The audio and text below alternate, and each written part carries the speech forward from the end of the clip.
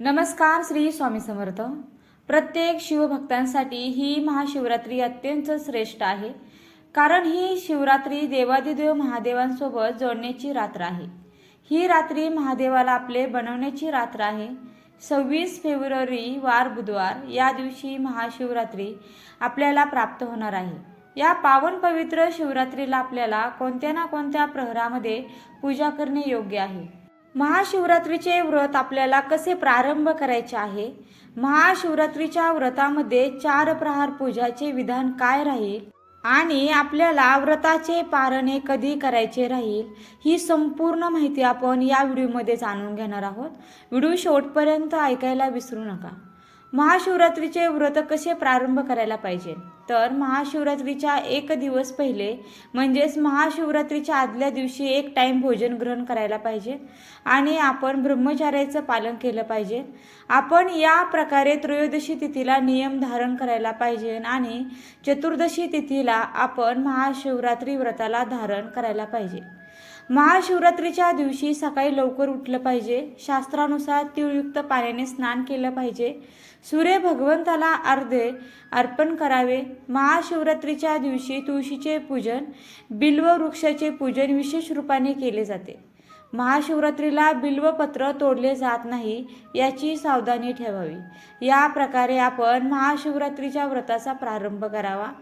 आपण महाशिवरात्रीच्या व्रताचे धारण केल्यानंतर, स्नान केल्यानंतर माथ्यावर त्रिपुंड, गळ्यामध्ये रुद्राक्ष धारण करायला पाहिजे.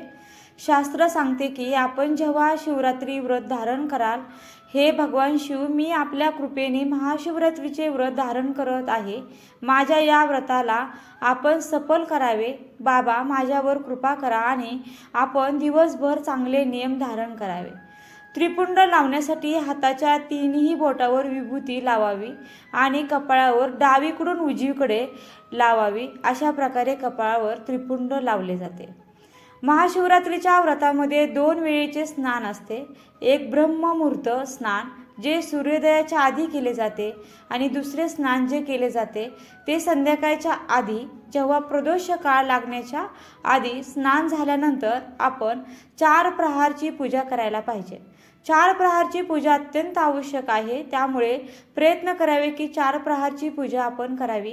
आपण 4 प्रहारची पूजा करू शकत नसेल तर आपण 4 प्रहारच्या पूजेमध्ये सहयोग द्यावे किंवा शिवालयामध्ये बसून जागरण केले तरीही आपल्यासाठी अत्यंत श्रेष्ठ आहे.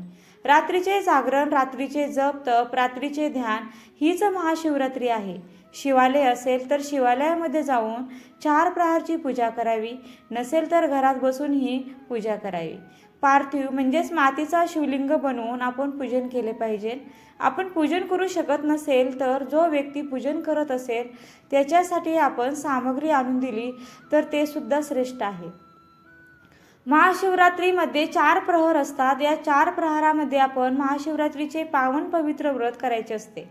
महाशिवरात्रीमध्ये प्रथम प्रहार असतो, त्याला प्रदोष काळ असतो.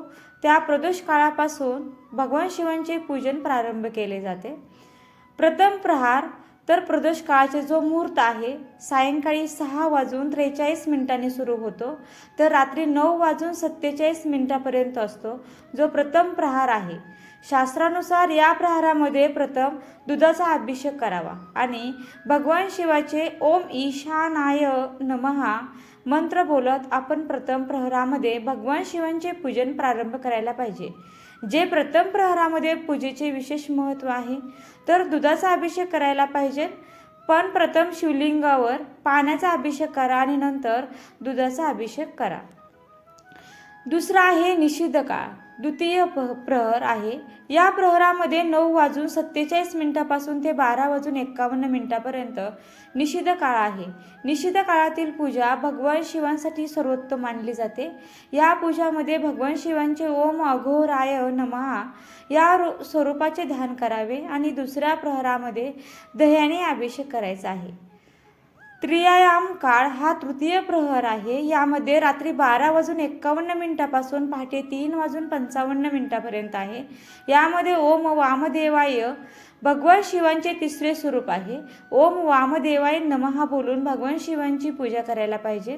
यामध्ये तुपाचा अभिषेक करायला पाहिजे. जर आपल्याकडे एखाद्या कामनापूर्तीसाठी अभिषेक करायचा असेल तर उसाच्या रसाने किंवा हंगामी फळाच्या रसाने किंवा अन्य द्रवांनी तेही तुम्ही अभिषेक करू शकता. पण प्रत्येक प्रहरामध्ये शास्त्रानुसार अभिषेक सांगितलेला आहे.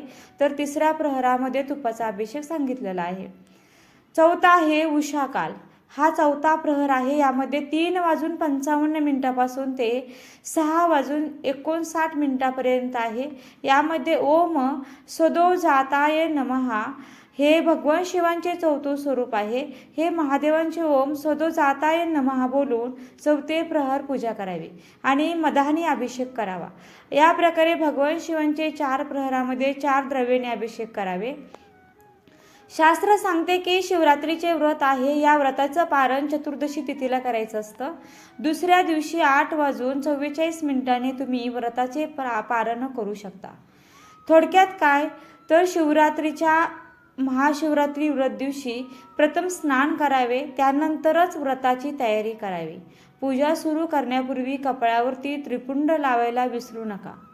पूजा करण्यासाठी सर्वप्रथम कलशात पाणी भरून शंकराला पाण्याचा अभिषेक करावा. यानंतर आपण दूध, दही, मध आणि तुपाचा अभिषेक तुम्ही प्रत्येक प्रहरानुसार करावा. यानंतर प्रत्येक प्रहराला अक्षदा, चंदन, अत्तर, बेल, फूल, तांदूळ इत्यादी पूजेचे साहित्य प्रत्येक प्रहराला अर्पण करावे. ही सामग्री अर्पण करताना ओम नमः शिवायचा जप करायलाही विसरू नका किंवा प्रत्येक प्रहरानुसार तुम्ही प्रत्येक शंकरांचे नावही घेऊ शकता.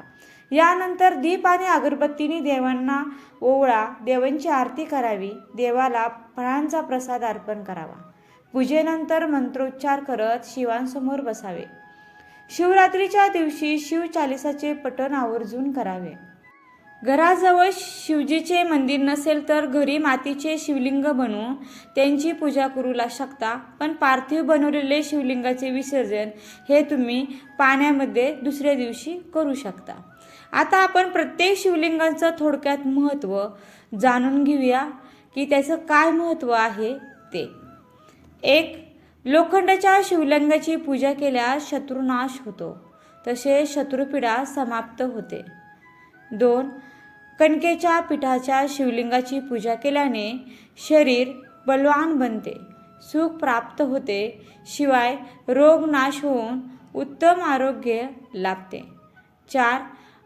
गुळापासून तयार केलेल्या शिवलिंगाची पूजा केल्यास घरात धनधान्य कधीही कमी पडत नाही. 5. उडीद पिठाच्या शिवलिंगाची पूजा केल्याने स्त्री प्राप्ती होते. 6. लोण्याच्या शिवलिंगाची पूजा केल्याने सर्व प्रकारची सुख समृद्धी मिळते. 7. स्फटिकाच्या शिवलिंगाची पूजा केल्यास मनातील इच्छा पूर्ण होतात. 8. चांदीच्या शिवलिंगाची पूजा केल्यास राज्यप्राप्ती अर्थात राजकारणात यश मिळते व पितरांचा उद्धार होऊन यांना राज्यप्राप्ती अर्थात राजकारणात यश मिळते व पितरांचा उद्धार होऊन त्यांचा आशीर्वाद देखील मिळतो. 9. तांब्याच्या शिवलिंगाची पूजा केल्यास शरीर निरोगी बलवान बनते, त्यास तसे दीर्घ आयुष्य लाभते. 10. हस्तिदंताच्या शिवलिंगाची पूजा केल्यास सेनापतित्व प्राप्त होते अर्थात राजकारणात महत्त्वाचं पद मिळते. 11. काशाच्या शिवलिंगाची पूजा केल्यास समाजात मान सन्मान पद प्रतिष्ठा मिळते, तसेच कीर्ती व नावलौकिक वाढतो. 12.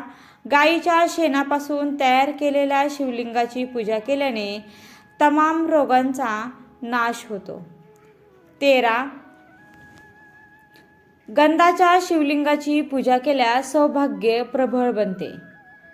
14. शिशाच्या शिवलिंगाची पूजा केल्यास व्यक्ती दीर्घायुष्य बनतो. 15. सोन्याच्या शिवलिंगाची पूजा केल्यास सत्यलोक व लक्ष्मी प्राप्त होते. धन, ऐश्वर्य, संपत्ती यासाठी सोन्याच्या शिवलिंगाची पूजा आवर्जून करावी. पारस शिवलिंग हे पार आणि चांदीच्या मिश्रणाने बनलेले असते असे मानले जाते की सोमवारी पारस शिवलिंगाची पूर्ण श्रद्धेने पूजा केल्यास भगवान शंकराकडून वरदान मिळतो. तर तुम्हाला कोट्यावधी शिवलिंगाची पूजा केल्याने मिळणारे फळ ही या पारस शिवलिंगामुळे मिळतं अशी मान्यता आहे. पारस शिवलिंगाच्या दर्शनाने मोठी पापे दूर होतात. त्याचप्रमाणे सर्व प्रकारचे ग्रह दोष पाप इत्यादी दूर होतात अशी मान्यता आहे. लंकेचा राजा रावणाने पारस शिवलिंगाची पूजा करून भगवान शंकराला प्रसन्न करून अनेक शक्ती प्राप्त केल्या होत्या अशी देखील मान्यता आहे. तर मैत्रिणींनो, हा माहितीपूर्ण व्हिडिओ तुम्हाला आवडला असेल तर व्हिडिओला लाईक शेअर आणि चॅनलला सबस्क्राईब करायला विसरू नका. व व्हिडिओ शेवटपर्यंत पाहिल्याबद्दल मी तुमचे मनापासून खूप खूप आभारी आहे. धन्यवाद. श्री स्वामी समर्थ. जय जय स्वामी समर्थ. ओम नमः शिवाय. ओम नमः शिवाय. ओम नमः शिवाय. जय जय रामकृष्ण हरी. जय जय रामकृष्ण हरी. जय जय रामकृष्ण हरी.